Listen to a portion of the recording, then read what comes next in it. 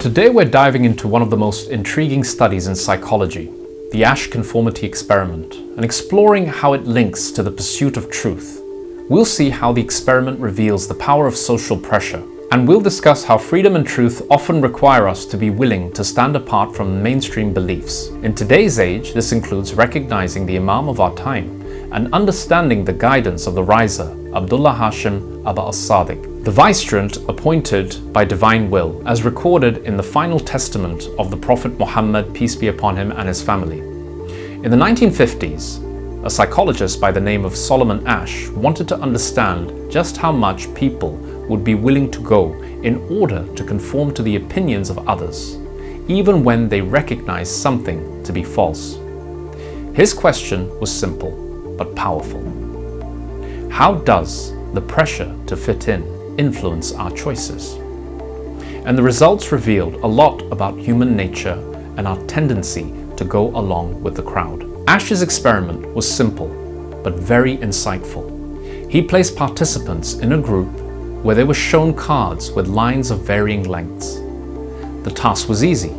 Each person had to say which of the three lines matched a single line shown on another card.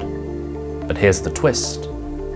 Most of the people in each group were actors who were instructed to deliberately give the wrong answer on purpose. When it was their turn, the real subject hears all the other participants choosing clearly a wrong answer. And the findings were striking. About 75% of the people went along with the group's answer at least once, despite the fact that they could see that it was incorrect.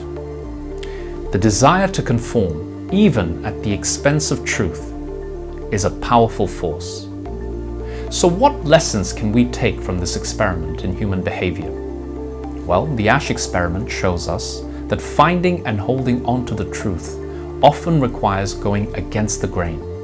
It's a lesson the prophets and the messengers of God frequently demonstrate in their stories.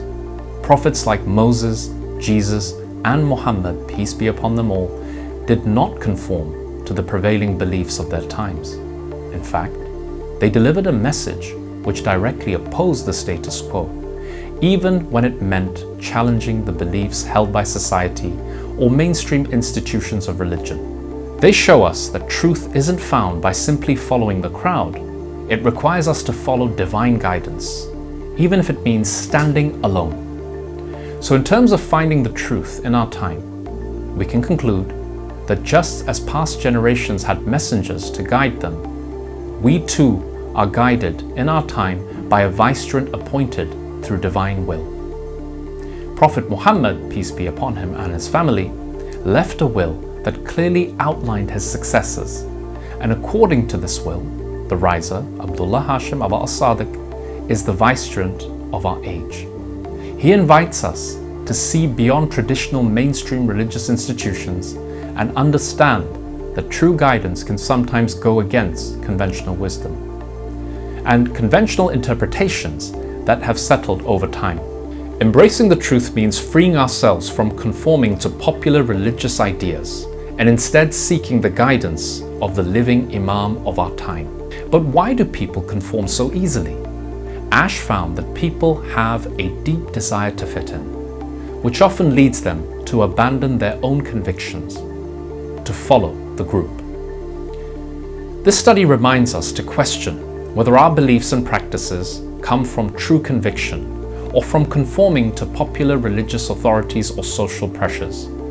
True freedom, especially in the spiritual sense, often requires us to break away from institutionalized beliefs and seek guidance directly from the divine representative of our age.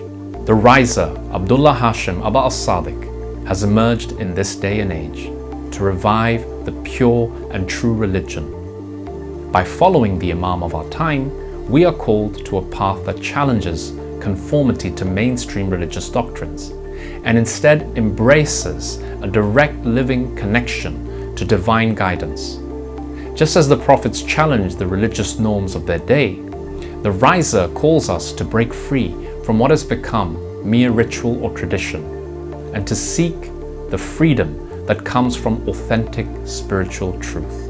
The Asch Conformity Experiment shows how social pressure can cloud our perception of truth.